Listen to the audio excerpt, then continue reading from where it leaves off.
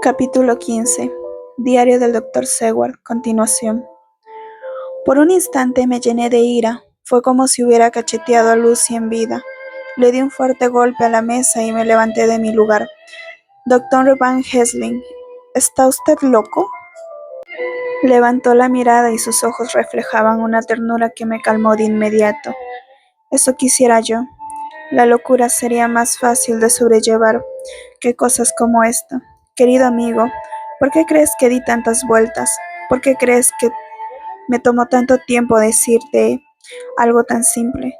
Es porque te odio y te he odiado durante toda mi vida. ¿Es acaso porque deseo hacerte daño? Es porque yo quería vengarme por aquella vez que me salvaste de una terrible muerte. Claro que no, discúlpeme, le respondí. Amigo, es porque quería ser prudente, porque sé que amaste a esa mujer tan dulce, pero todavía no espero que me creas.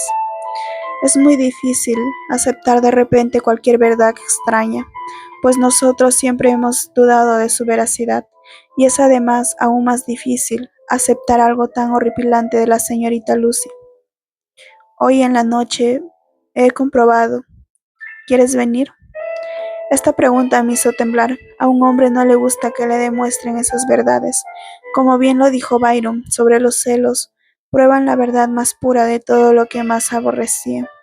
El profesor notó mi indecisión y agregó, esta vez la lógica es simple, no lógica de un novillo saltando de un lado a otro entre la niebla. Si no es verdad, al menos será un alivio. No nos hará daño, pero si es verdad, ahí sí es la amenaza. Sin embargo, cada amenaza ayuda a mi causa, pues en ella es en la que debemos creer. Ven, te contaré lo que pretendo. Primero vamos al hospital, a ver al niño, al doctor Vincent del Hospital del Norte, donde se encuentra internado. El niño es un amigo cercano y creo que tuyo también, pues fueron compañeros en Ámsterdam. Le diremos solo que queremos aprender y entonces, sacó una llave de su bolsillo y me la mostró. Entonces tú y yo pasaremos la noche en el cementerio donde está Lucy. Esta es la llave de su tumba. El hombre que hizo el féretro me la entregó para que se la diera a Arthur. Sentí que el corazón se me encogía solo de pensar en esa aventura. Sin embargo, no había nada que pudiera hacer. Así que arreglé mi corazón y le dije que sería mejor apresurarnos, pues ya la tarde estaba llegando a su fin. El niño estaba despierto cuando llegamos. Ya había descansado y comido, y parecía mejorar. El doctor Vincent retiró la venda de su cuello y nos mostró las heridas. No había duda alguna, eran similares a las de la garganta de Lucy.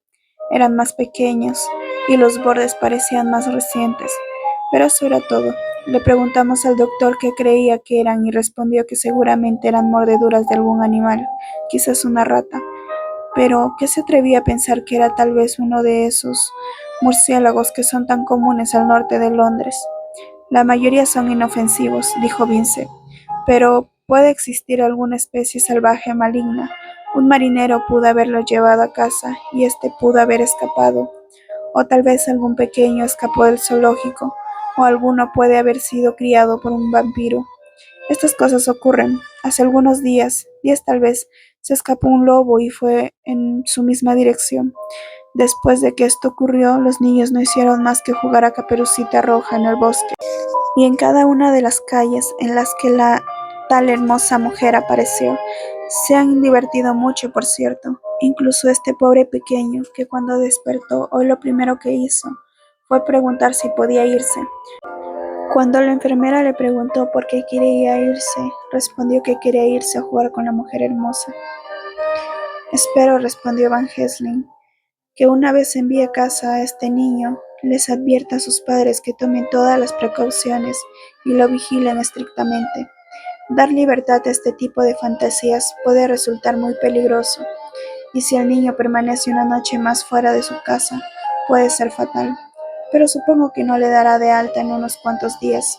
Así es, permanecerá internado por lo menos otra semana, o más tiempo, si es que la herida no sana. La visita al hospital duró más tiempo del esperado, y mucho antes de que lo abandonáramos, el sol ya se había escondido. Cuando Van Helsing notó que era tarde, me dijo que no teníamos que apresurarnos, que buscáramos algo para comer, y luego seguiríamos con la empresa. Cenamos en el castillo de Jack Strack, junto a un grupo de ciclistas y algunos otros que hacían mucho ruido. Hacia las 10 de la noche salimos del lugar. Ya estaba muy oscuro y las lámparas que se regaban por las calles empeoraban esta oscuridad. Cuando dejamos sus trechos, el profesor claramente sabía qué camino debíamos tomar, pues andaba con determinación. Por el contrario, yo me sentía muy confundido.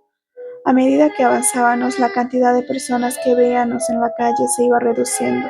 Solo encontramos una patrulla de policía, haciendo su ronda nocturna habitual.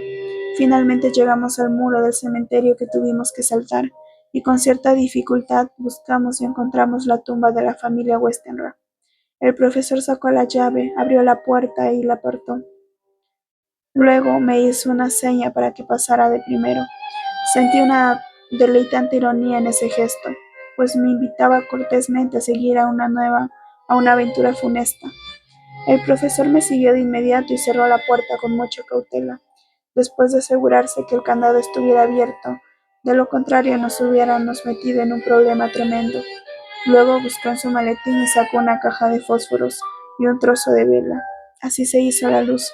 La tumba en sí misma ya era lo suficiente lúgubre, pero ahora, unos días después, con las flores ya marchitas y muertas, con sus pétalos oxidados y los tallos marrones, y el olor a hierro mezclado con moho, todo se veía aún más horripilante de lo que alguien pudo imaginar.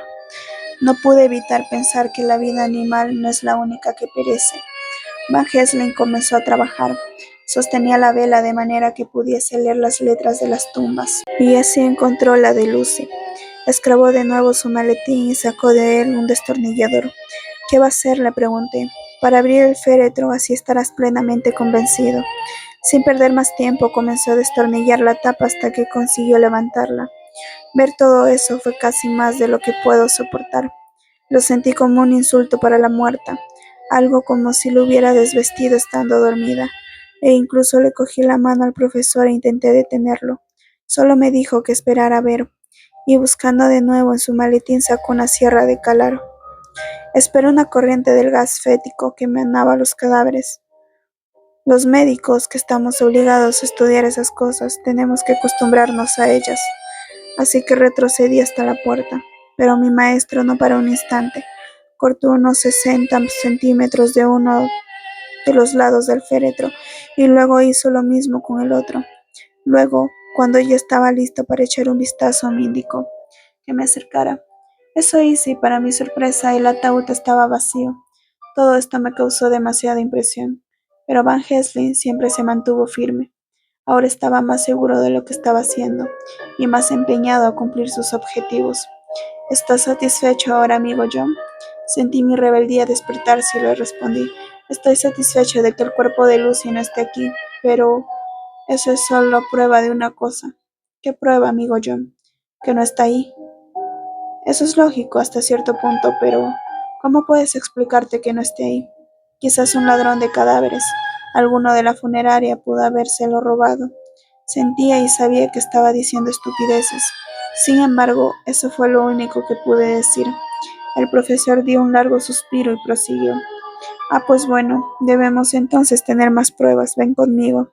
Cerró nuevamente el féretro, reunió sus cosas y las puso en el maletín. Apagó la luz y puso la vela en el lugar de antes. Abrimos la puerta y salimos. Cerró la puerta muy bien con llave y me la entregó diciendo, ¿podrías guardarla? Sería mejor que estuviera bien asegurada. Solté una risa que debo aceptar no era precisamente de alegría, y le hice un gesto para que lo conservara él. Una llave no significa nada. Tal vez haya copias de ella por ahí, le dije. Tampoco es muy difícil abrir un candado como esos. Van Helsing no dijo nada y sencillamente guardó la llave en su bolsillo. Luego me dijo que hiciera guardia de un lado del cementerio, mientras él se encargaba del otro. Me hice en mi posición debajo de un árbol y vi cómo se desplazaba el suyo, hasta que su figura fue ensombrecida por los árboles. Fue todo muy solitario. Después de estar en mi lugar por unos instantes, escuché un reloj distante que marcaba las 12, y después de la 1 y las 2.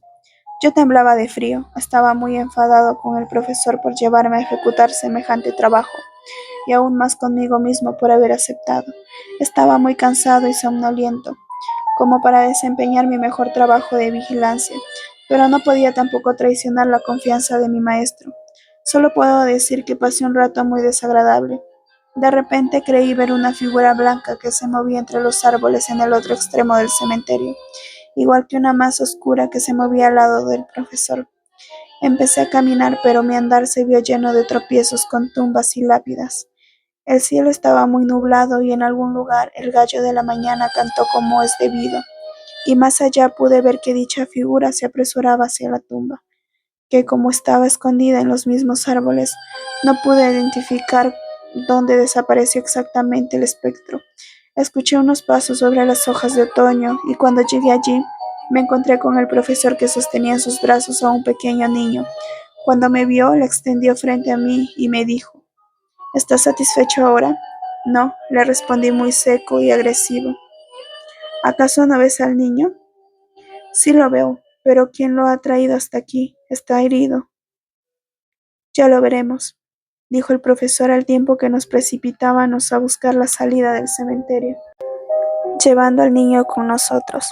Después de alejarnos un poco, nos ubicamos detrás de un muro de árboles. Encendimos un fósforo y miramos la garganta del niño. No tenía nada. ¿Estaba yo en lo cierto? Pregunté con un tono triunfal.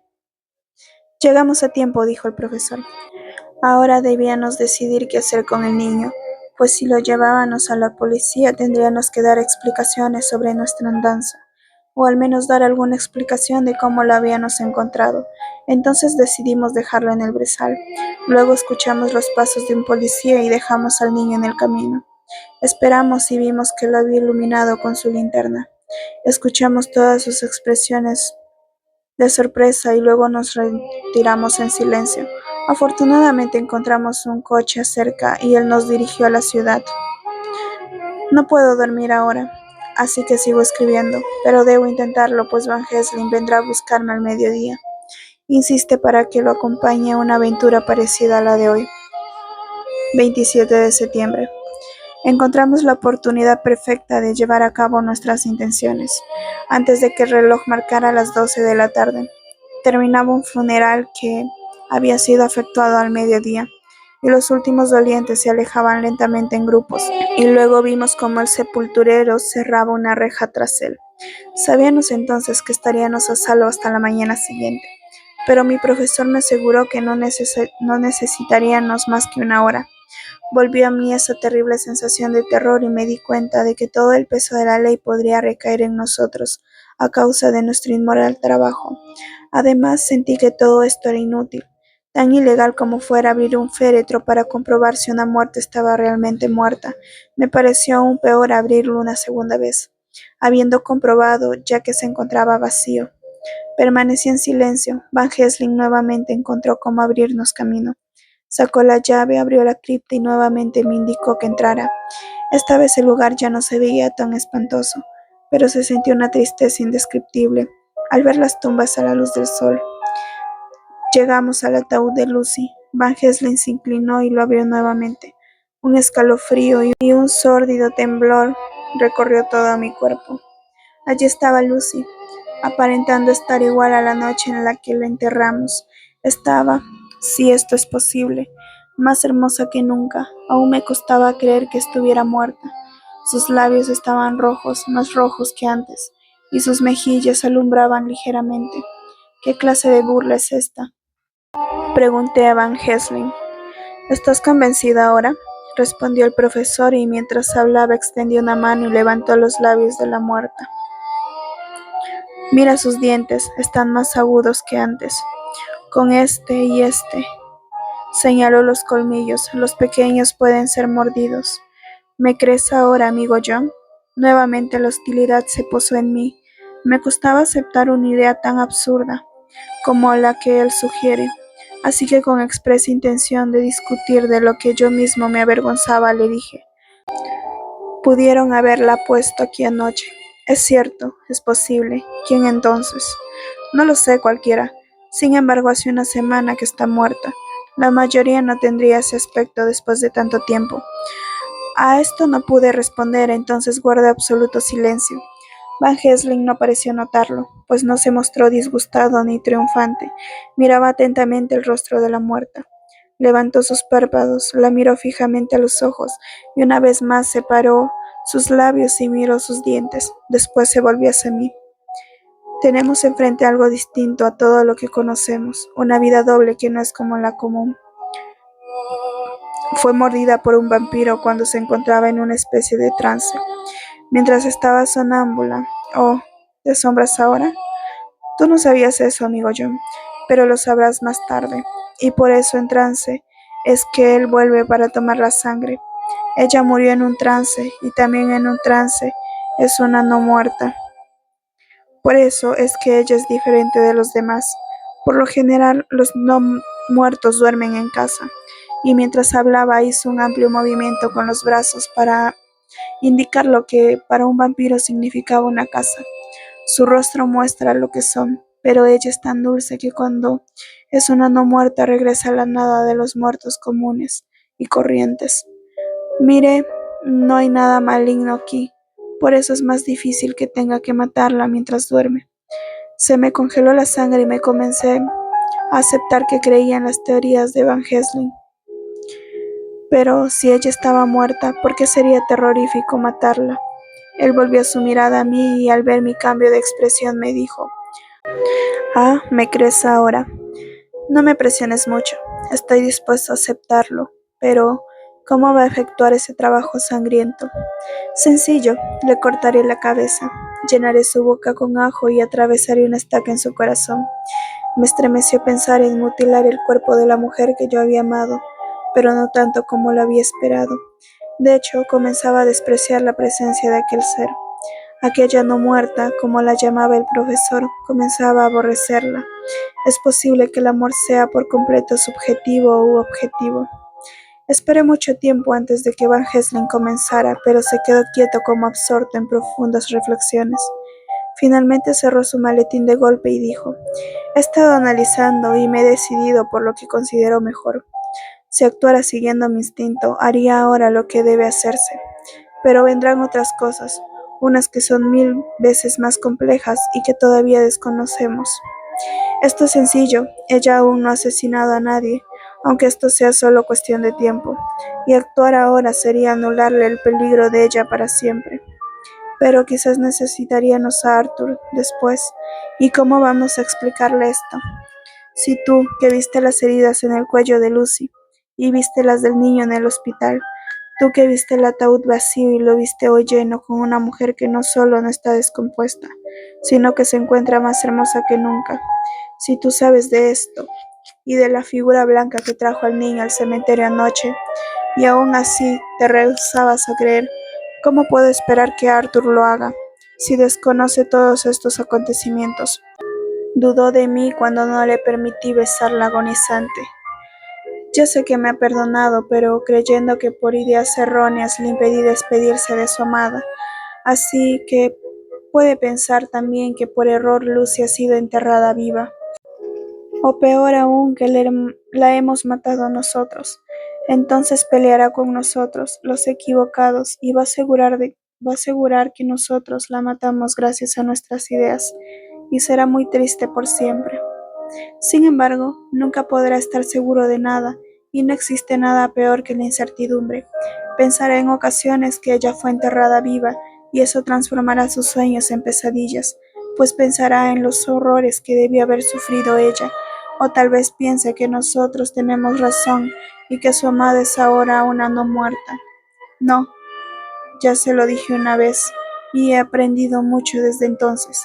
Ahora que sé de todo, que todo es cierto, he aprendido 1000 veces más que tengo que atravesar aguas amargas para alcanzar las dulces. Ese pobre muchacho va a revivir una hora más oscura que el mismo cielo nocturno, y luego podremos actuar decisivamente y ponerlo en paz consigo mismo. Ya lo decidí, vámonos. Regresa a casa, luego ve al asilo y asegúrate de que todo esté bien. Yo por mi parte pasaré la noche en el cementerio. Mañana ve a recogerme en el Hotel Berkeley a las 10. Notificaré a Arthur para que nos acompañe, y también a ese joven norteamericano que le dio su sangre. Después todos tendremos mucho por hacer. Iré contigo hasta Piccadilly y cenaré allí, pues tengo que regresar aquí antes de que salga el sol. Entonces cerramos la tumba con llave y nos fuimos, escalamos el muro y regresamos a Piccadilly. Nota dejada por Van Helsing en su maletín en el Hotel Berkeley, dirigida a John Seward, sin entregar. 27 de septiembre. Amigo John, le escribo esto por si algo llegara a suceder. Voy a ir a vigilar solo el cementerio. Me gustaría que la muerta viva o no muerta, la señorita Lucy no salga esta noche para que mañana a la misma hora se encuentre más ansiosa. Por eso debo preparar algunas cosas que no serán de su total agrado. Ajos y un crucifijo para impedirle el paso por la puerta de la tumba. Es una no muerta hace poco tiempo, así que aún debe ser muy cuidadosa. Estaré muy alerta toda la noche, desde el atardecer hasta el amanecer, y si existe algo fuera de lo común, lo observaré con cautela. No le tengo miedo a la señorita Lucy, pero ese que es la causa de que ella sea una no muerta, tiene ahora el poder de buscar su tumba, encontrar refugio. Es muy astuto, lo sé porque me lo dijo el señor Jonathan, y por cómo nos ha engañado y ha luchado todo este tiempo para apoderarse de la señorita Lucy. La mejor prueba de ello es que perdílos esa batalla. Ellos son muy fuertes, tienen la fuerza de 20 hombres. Además, puede llamar a su lobo, y no sé qué más podría suceder. Si llegas a ir esta noche al cementerio, allá me encontrarás, pero no me verá nadie más hasta que sea demasiado tarde. Es posible que no te resulte muy atractivo este lugar. No hay razón por la que deberías estar presente. Escribo esto por si acaso. Reúne los papeles que se encuentran con esta nota, los diarios de Harker y los demás. Léelos y después busca a ese gran no muerto. Córtale la cabeza y quema su corazón, o atraviésalo con una estaca para que el mundo pueda vivir en paz privado de su presencia. Si ocurre lo que más temo, entonces adiós, Van Helsing. Diario del Dr. Seward, 28 de septiembre. Es increíble lo que un buen sueño reparador puede hacer por ti. Ayer estuve a punto de aceptar las ideas monstruosas de Van Helsing, pero ahora me doy cuenta de que son un completo desafío al sentido común. No tengo duda de que él se lo cree todo a ciegas. Me pregunto si no habrá perdido la cordura. Debe haber seguramente una explicación razonable para todas estas cosas misteriosas. Es posible que el profesor haya hecho todo él mismo. Es exageradamente inteligente, y si llega a perder el juicio, pondría en marcha cualquier cosa que se le ocurriera. Me rehúso a creer eso también, pues sería tan extraño como lo que propone. Sin embargo, voy a vigilarlo. Es posible que esto me ayude a descubrir algo acerca de este misterio. 29 de septiembre, por la mañana. Anoche, antes de las 10, Arthur y Kinsey entraron a la habitación de Van Helsing. Él nos dijo todo lo que esperaba que hiciéramos, pero se dirigía especialmente a Arthur, como si todas nuestras fuerzas estuvieran concentradas en la suya. Empezó diciendo que esperaba de todo corazón que lo acompañáramos todos, ya que es necesario hacer allí cosas muy graves. Viene usted conmigo. Lo asombró mi carta. Las preguntas fueron dirigidas a Lord Godalming. Si estaba enojado de un principio. Han sucedido tantos enredos con mi vida en los últimos días, que no me agrada la idea de pasar por uno más.